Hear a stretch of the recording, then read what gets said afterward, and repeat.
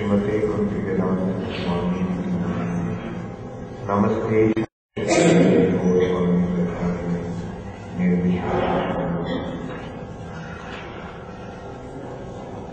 Om Namo Bhagavate Vasudevaya. Om Namo Bhagavate Vasudevaya. Om Namo Bhagavate Vasudevaya. Om Namo Bhagavate Vasudevaya. Om Namo Bhagavate Vasudevaya. Om Namo Bhagavate Vasudevaya.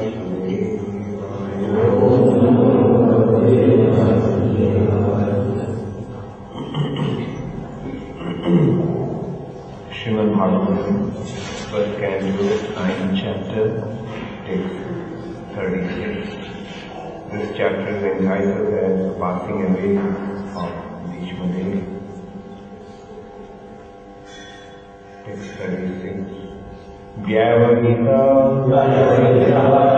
Pritana Mukham Niriksha Swajana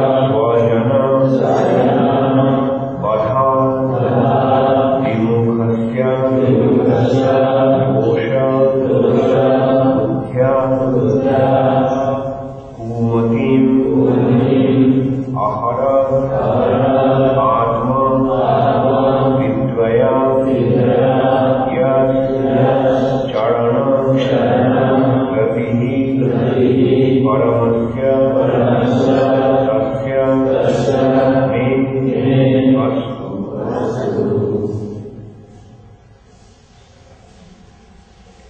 Vyavahita Pritana Mukham Niriksha Swajana Vadha Vimukhasya Dosha Buddhya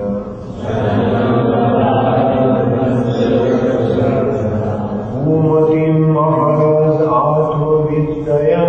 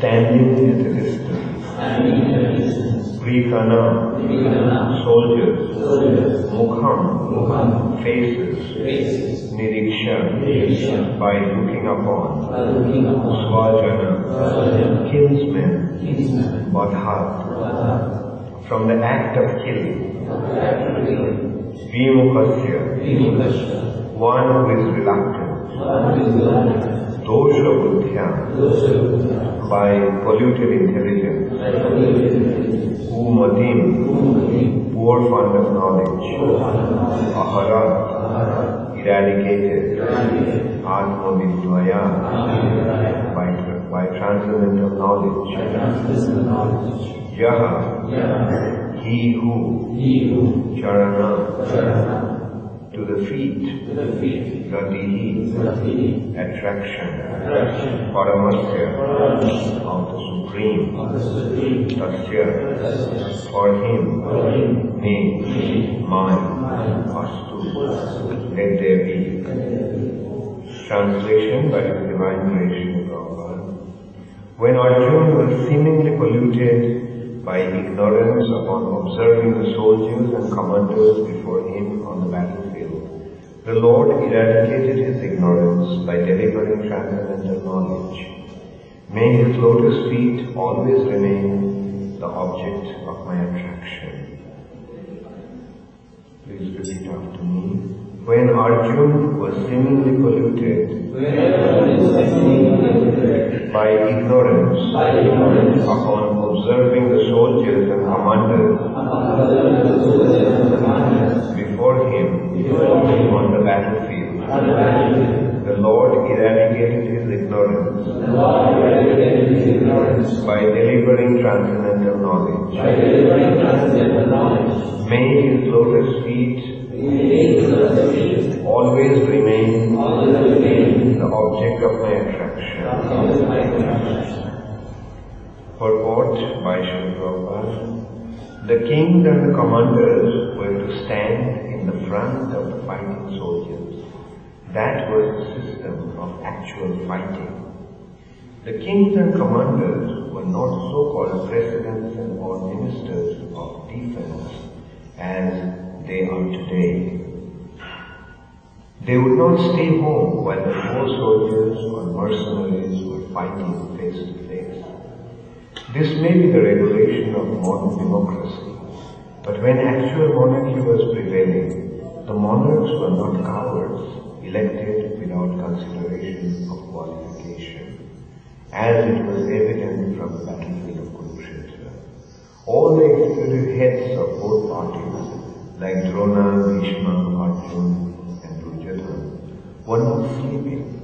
All of them were actual participants in the fighting, which was selected to be executed at a place away from the civil residential quarters.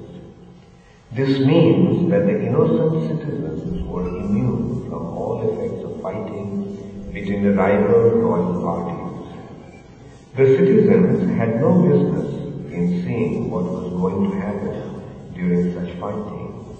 They were to pay 1/4 of their income to the ruler, whether he be Arjuna or Dronacharya, Arjuna or Duryodhana. All the commanders of the parties on the battlefield of Kurukshetra were standing face to face. And Arjuna saw them with great compassion and lamented that he was to kill his kinsmen on the battlefield for the sake of the empire. He was not at all afraid of the giant military phalanx presented by Duryodhana, but as a merciful devotee of the Lord, renunciation of worldly things was natural for him. And thus he decided not to fight for worldly possessions. But this was due to a poor fund of knowledge, and therefore it is said here that his intelligence became polluted.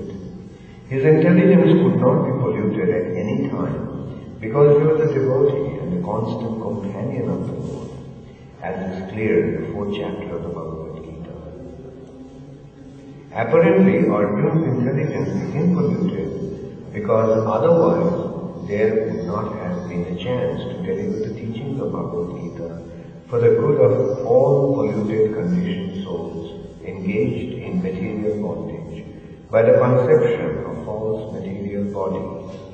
The Bhagavad Gita was delivered to the conditioned souls of the world to deliver them from the wrong conception of identifying the body with the soul and to re-establish the soul's eternal relation with the Supreme Lord.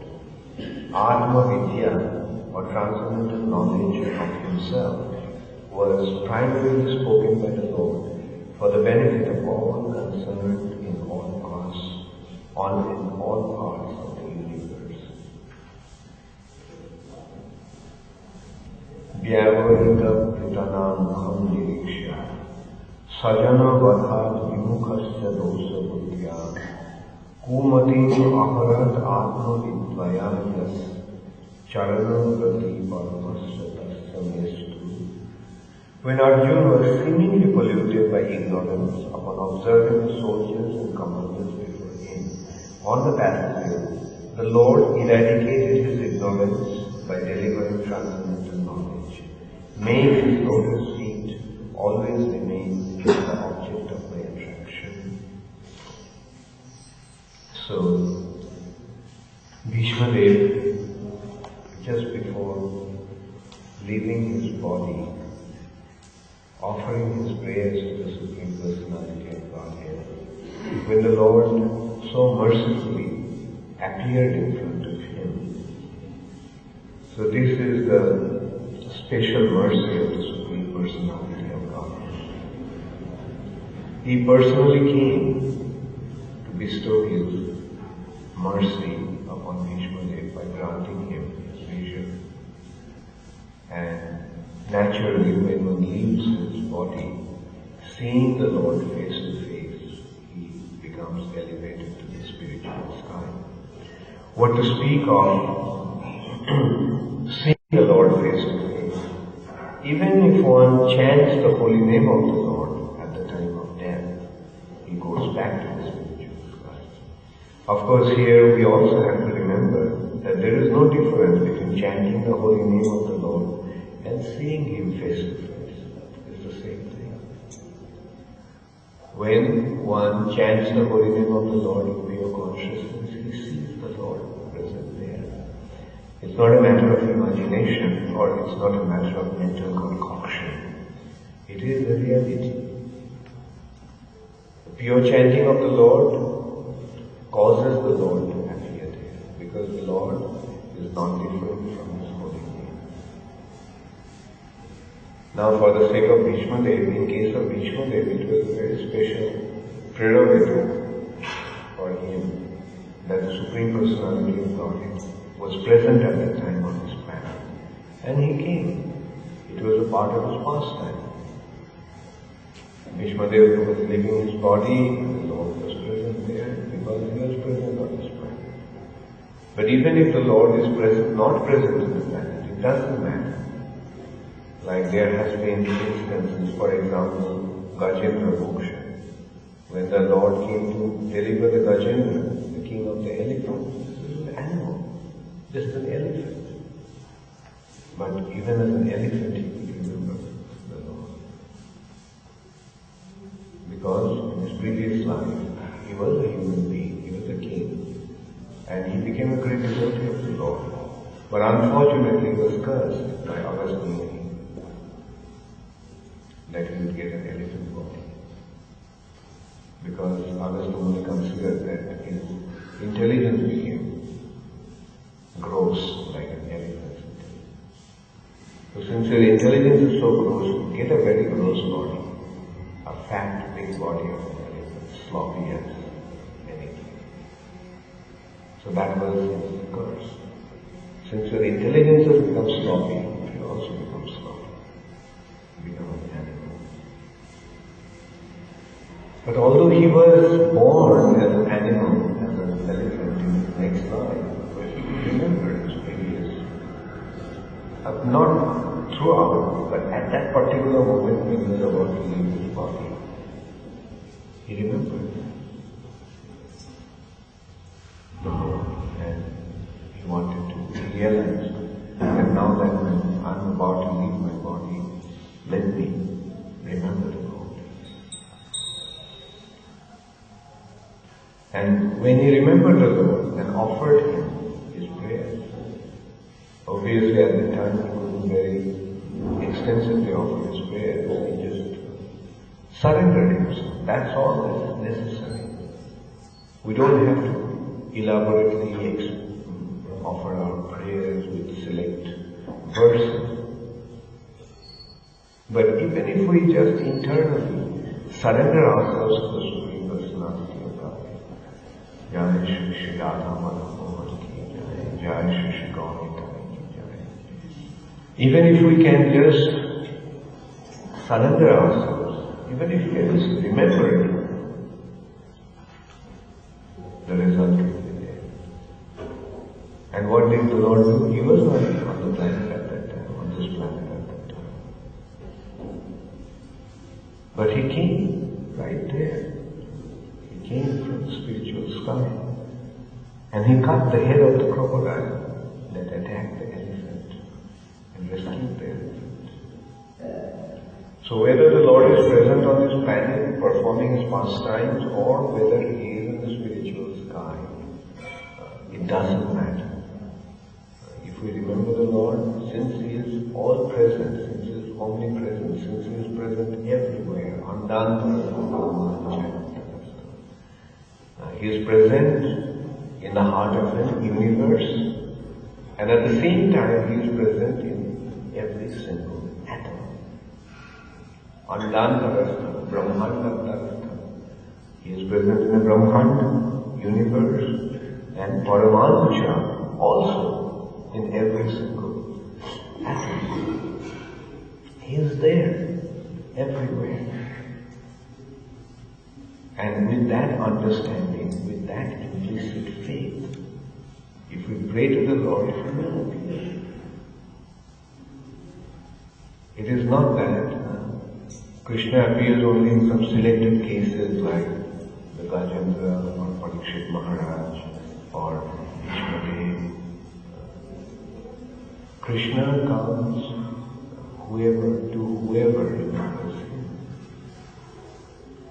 Ante Narayana Smriti. The goal of life is to remember Krishna at the time of death. That's the goal of life. And if we can remember Krishna at that time, if we can just remember him, Krishna will come to our rescue. So that is the proper spiritual understanding. Actually, spiritual life is not a very difficult thing. Spiritual life is as easy as doing whatever we do naturally. Because spiritual life is our inherent. Spiritual activities are the inherent characteristics of the spirit soul. It's as simple as for a man to walk, and a fish to swim, and a bird to fly. For a man, it is not difficult to walk.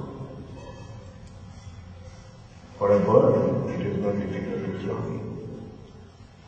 And for a fish, it is not difficult to swim.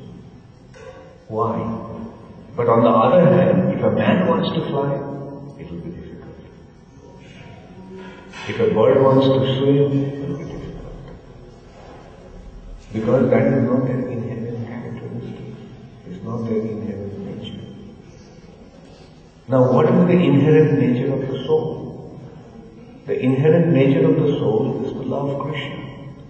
So can it be difficult for a soul to love Krishna? No.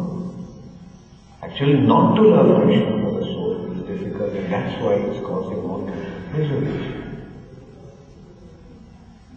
Like for example, if a man wants to fly, and he thinks that he's going to fly and jumps out of a skyscraper, what will happen? He'll break his bones. Because that is not what it's meant to do. So similarly, a spirit soul is not meant to try to enjoy in this material nature. Therefore, when he tries to do that, he ends up breaking his bones. That's what is happening. Why we are suffering in this material nature? Because we are trying to do something that we are not really designed to do. Things that we are not supposed to do, if we try to do that, we will invite misery, we will invite difficulty. And that is what is happening in this material nature to the conditioned souls. But to become situated on the spiritual platform is absolutely easy. Just for example, if we just surrender into Krishna and accept his blessings with due gratitude, then what happens? We can see that how everything becomes so easy. Krishna has taken care of us in every single way, in every single respect, at every moment, at every step. Krishna is providing us with everything that we need. He has provided us with all the food that we need. Yes, food is essential. We need to eat food. To keep this body and soul together, we need to eat. Is there any dearth of food? No.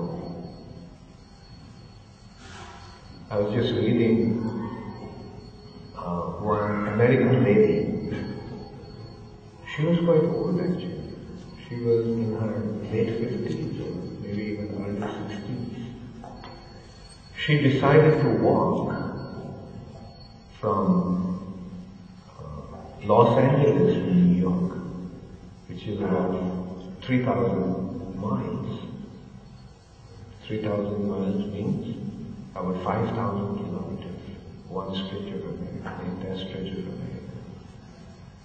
She decided to walk, and she carried only a backpack, just a bed to sleep on and change of clothes. No food, nothing, and she decided not to buy any food or cook any food. She just wanted to eat whatever is available on the way.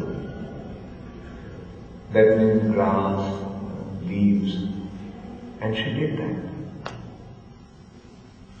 So that is how easy, that is how Krishna provided for us. Just eating the leaves that is growing by the side of the road. And by doing that, she didn't have to carry anything.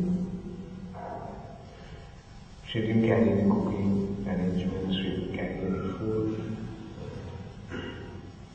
She just picked whatever she found on the way. She walked. What does it prove? It proves that Krishna, there is abundance of food everywhere.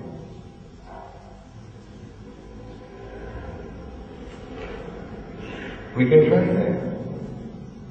We can walk out one day and see whether we can survive without cooking food and buying food. So this is how Krishna provides for living entities. There is plenty of food to eat, plenty of water to drink, plenty of oxygen to breathe. So Krishna is taking care of us in all respects. So depending upon Krishna and living our life is not at all difficult. The difficulty begins when we try to adjust in the system that modern man has created. To earn money is difficult. Money doesn't grow in trees. We can get fruits from trees, nuts from trees. We can get leaves and vegetables growing by the roadside. We can even get all the oxygen that we need. But what we created, the system we created, that we do not really consider the importance of those things. We simply want to have money, and that doesn't grow in trees. In order to earn money, we have to work. That is the system man has created. Unless you have money, you can't survive. And in order to get money, you have to become my slave. That is what modern system is saying. You want money? Okay, become my servant. Get a job. Get a job means become a servant. Employee. Employee means what? A servant. But actually with the money, why do we need money? We need money to buy the things that man has created. Or the man is hoarding.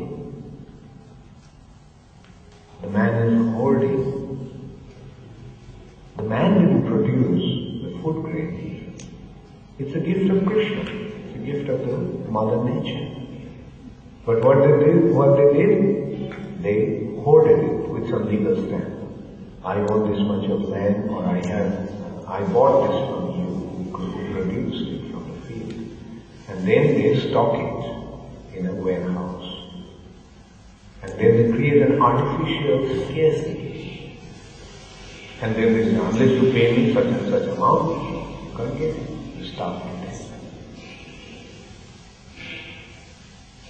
So this is the unfortunate arrangement of the demonic civilization that is prevailing all over the world today.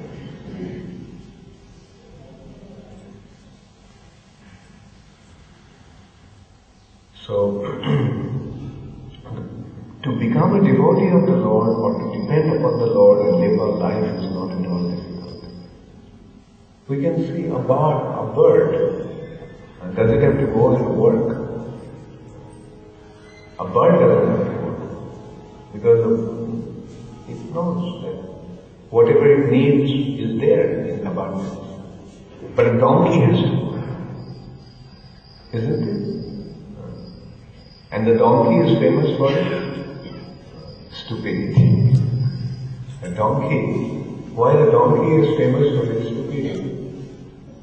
Because the donkey has to flog like a donkey to get the food. He has to carry all the big burden of his master.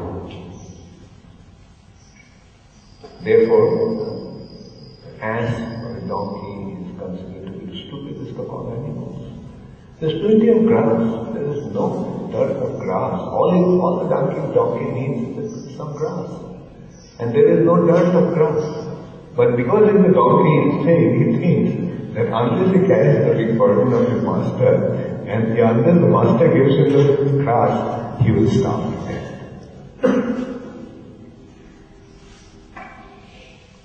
Now human beings are even worse than donkeys. Today the human beings have become even worse than donkeys. And they think that unless they work like a mad dog, mad donkey, you don't get the money or you don't get the food.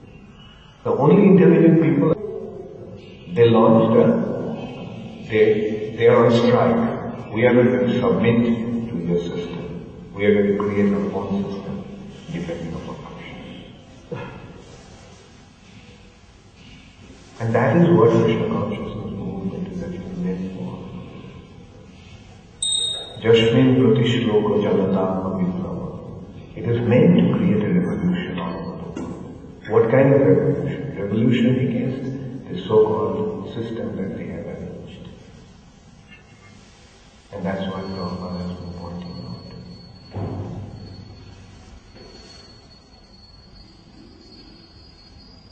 Once,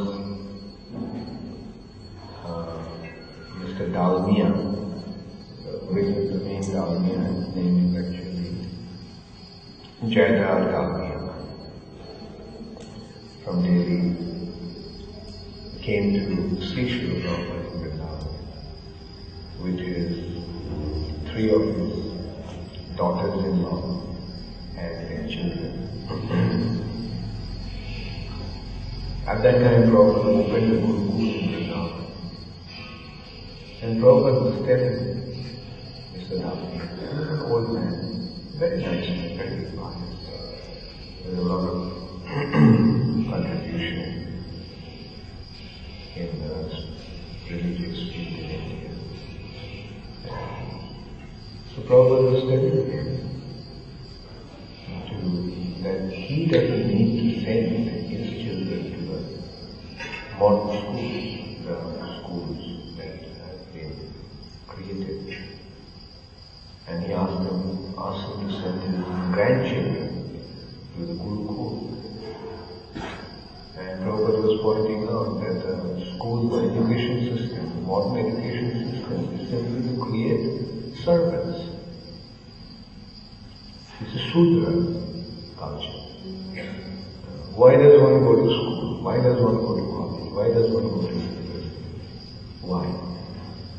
Nowadays, what is the purpose? To get a job. To get a job. To become a servant. They are learning how to become a servant. A big PhD. But what is his idea? That I will get a job somewhere. A good job because I am a PhD. A so-called scientist. What is his thing? That he will get a chance to earn some money somewhere. He'll be employed. Even the military schools. So that they can become an army or air force officer. Big schools like Sandhurst or West Point in America. But the purpose is, education is to get a job. Whether in an army or a laboratory or just at the local level.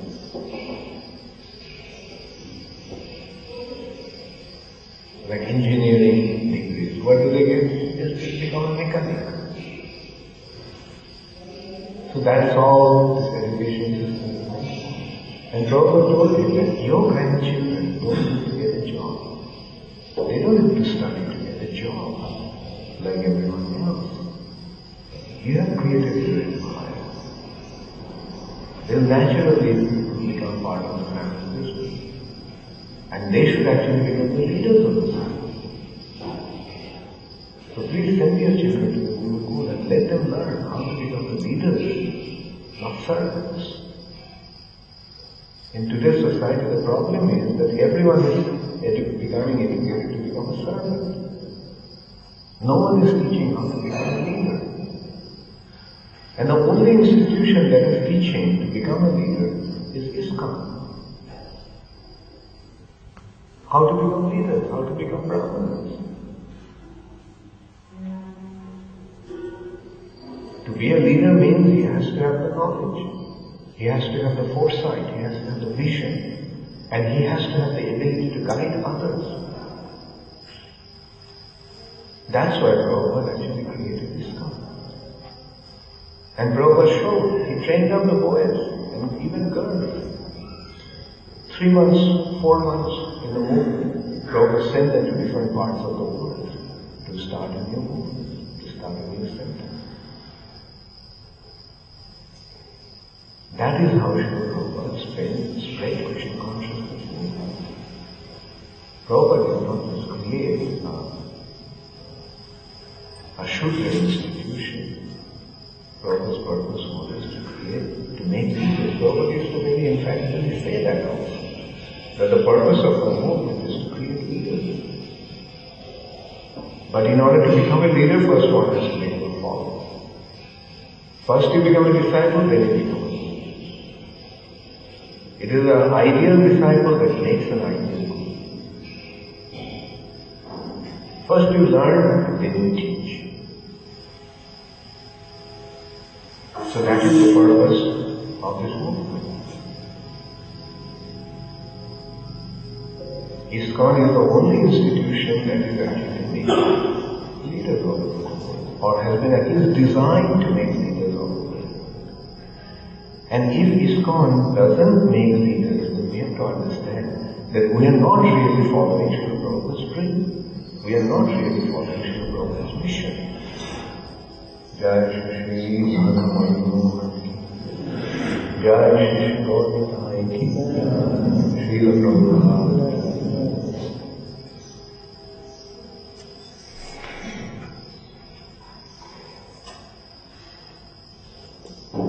So, that is the purpose of this movement.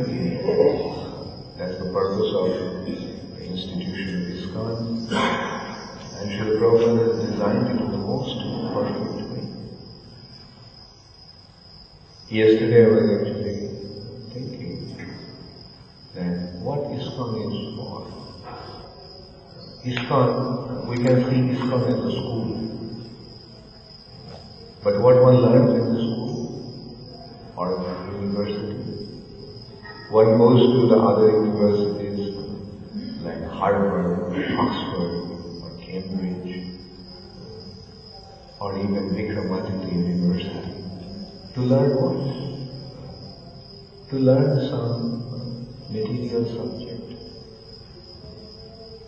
But if one wants to study the science of the soul, where should he go?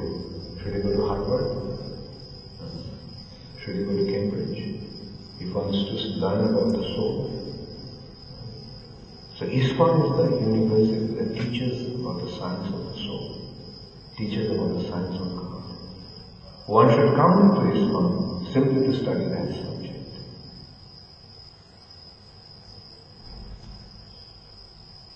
ISKCON also is a gym. People go to the gym for what? People go to the gym to build up their muscles. But why should one come to ISKCON? ISKCON is a gym. But what does one learn to develop here? The spirit soul, the culture of the heart. ISKCON is the gym where we strengthen our heart.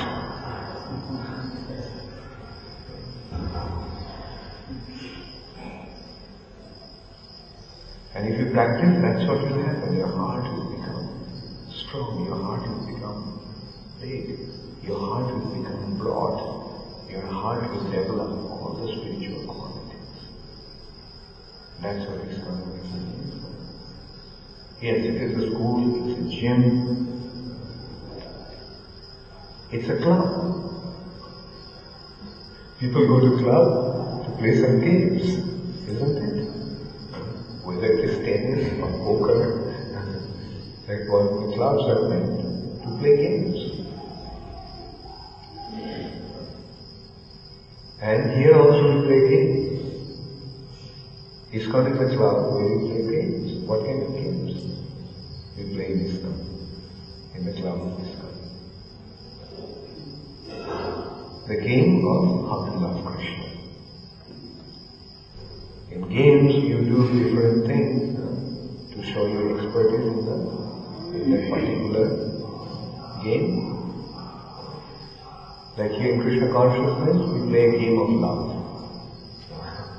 And what do we do? There are various things we do for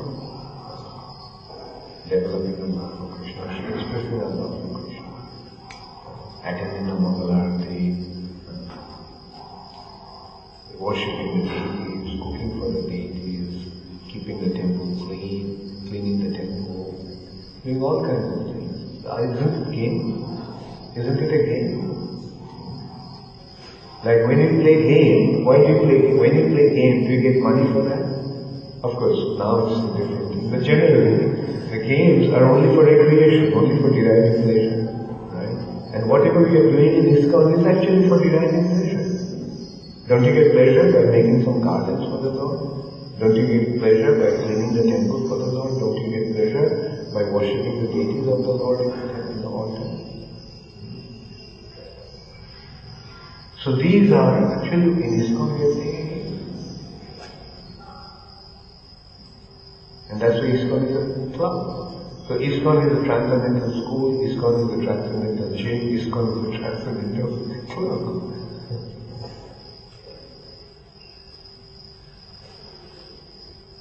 So that is what the real identity of ISKCON.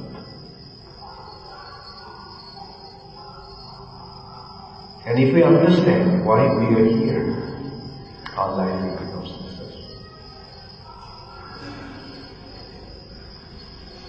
But if we don't understand, then what will happen? We'll move and we'll walk around with a glum face. Total unhappiness displayed in our face. We see that those who are not properly situated in ISKCON, they are not happy. And my point is, if you are not happy here, don't be here. Go somewhere else where you feel happy. Because the human life is not meant to be morose. And don't just come to ISKCON to take any advantage. Don't just come to ISKCON to just eat and sleep. Don't come to ISKCON with a motivation. I have come here to make some money. Then go somewhere else and make money, not in ISKCON. But if you surrender yourself to ISKCON, then ISKCON will take care of you. At least as the leader of ISKCON, I can give you the assurance. You surrender to Srila Prabhupada, you serve, you commit yourself to ISKCON. I will take care of you. At least till you are alive, I will take care of you. All that you need, I will take care of. But please don't hang around here with a morose face and create an undesirable atmosphere. Just be happy. Be happy. You have taken to here, accepted spiritual life to be happy. And if you are not happy here, go somewhere else where you feel happy. If you think that there is some place where you feel happier, then go there. Don't pollute the atmosphere here. Rather take full advantage of this place. You surrender and we will take care of you. That is our principle. And that is what Prabhupada's principle. Once some reporters came and asked Prabhupada, if everybody comes, well, how will you take care of them? Prabhupada said, you bring them here and then it's my business, that's none of your business, how I'll take care of them. You bring them here. You bring them here and I will take care of them. So that is what Prabhupada is.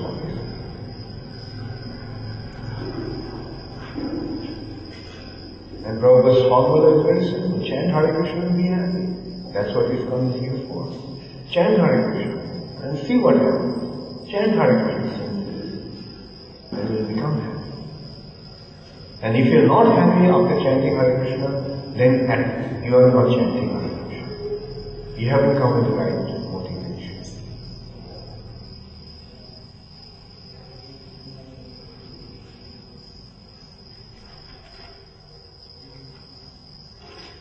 Like as I was saying, like we are playing a game here. Like when you are playing games in a field, do you look morose? If a player looks morose and just stands there without playing, then why should the captain keep him in the field? Say, let somebody else come, you get out. So play the game properly, and the game is called devotional service. At the first, we are practicing, we are apprentices, we are learning how to play. And then we become expert, then we are professionals. Devotional service in practice and devotional service outside now. Sadhana bhakti and prema bhakti. These are the two aspects of devotion. We first we learn and then we play.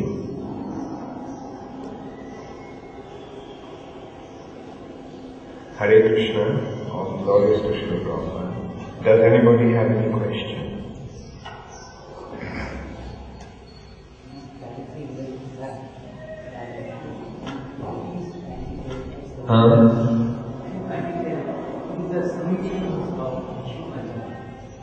Yeah, Bhishma Pancha. Actually, yesterday rather Krishna Prabhu also was asking me, and I thought of seeing the books and find out what is the link with this 5 days with Bhishma Dev. Because this is not the time when Bhishma Dev left his body. So anyway, I'll find out. Maybe I'll let you know tomorrow. Yes, Radha. I made a point on creating leaders, the goal of our society. Seriously, we find it is more service-oriented people. But time and again we see, at least in the material sphere, politicians letting down their constituents by failed leadership, which creates chaos. So how do we guarantee that people can look up to a leader and follow, wholeheartedly saying this person will guide us to not fail? What's the qualification of an able, stable leader? Right. So the Sanskrit expression for leader is actually Guru. And the qualification of a Guru is Jai Krishna Tattvavitta Shri Guru. One who knows Krishna and one who can impart the teachings that Krishna has given through the Vedas. He is the qualified leader. And then if we look at the apparent qualification of the leader is able to guide. And the leader is able to, first of all, the leader must be able to point out what the goal is, and he can motivate his followers to achieve that goal. That's the qualification of the leader. And in Krishna consciousness, our goal is very clear. It's not only our goal, it's the goal of every living entity. It's the goal of every living entity. The goal of every living entity is to reach the spiritual destination. Because we are spiritual beings. We are entrapped in the material nature. So what should the leader do? Free him from this bondage. Right? Like consider, like, what does a leader do? He guides, he directs to his followers to the goal. And the goal is set. Bondage, freedom from the bondage of this material nature. And the destination is the spiritual self, where we all came from, where we actually belong to. And the leader, guides the followers in that direction. And he himself is a perfect self. His goal is to reach that goal himself and guide others also to reach that. And whatever is necessary to do that, he is prepared to make all the arrangements. Whereas the materialistic leaders, the problem is that they do not know what the goal is. And their goal is actually money. Money is not a goal, money is actually a means. Money is important. In today's world, since it has been created, and human civilization from time immemorial has this concept of medium of exchange in the form of money. So it is there, but it's a means, it's a medium, right? It's a means, not the end. But because they do not know what the end is, their whole thing is caught up with money.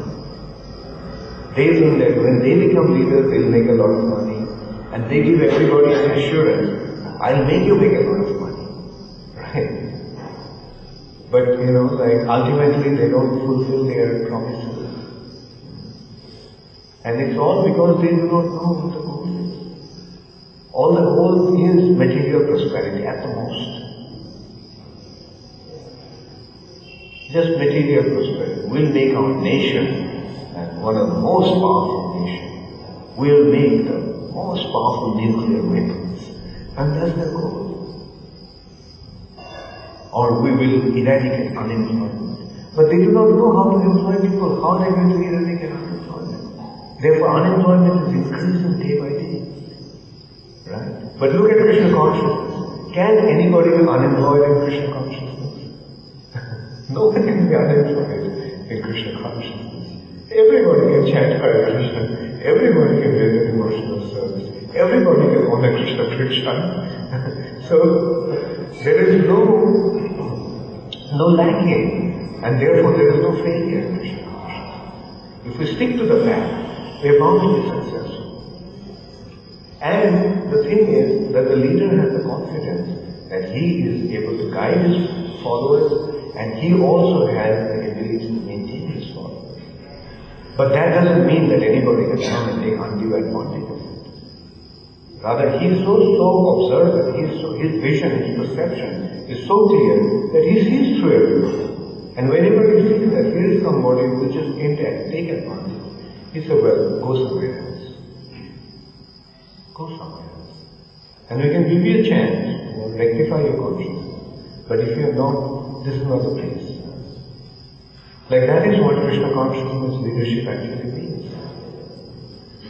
Like Bhakti Thakur is saying that his business is to clean the place, keep the place, the marketplace clean as a sweeper. What does it actually mean? Don't keep unwanted elements here. That will simply be. And although we are very generous, we are very broad-minded, but at the same time, we know how to make discrimination. The Visatsuja, those who are offended, those who are not really going to eat it, avoid it.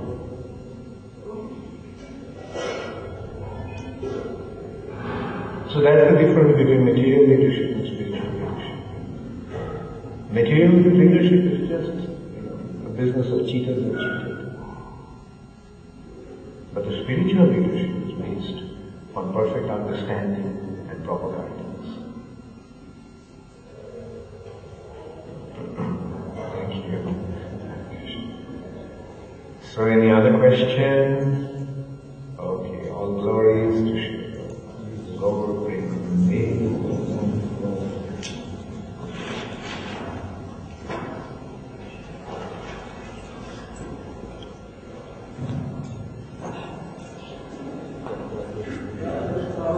Hare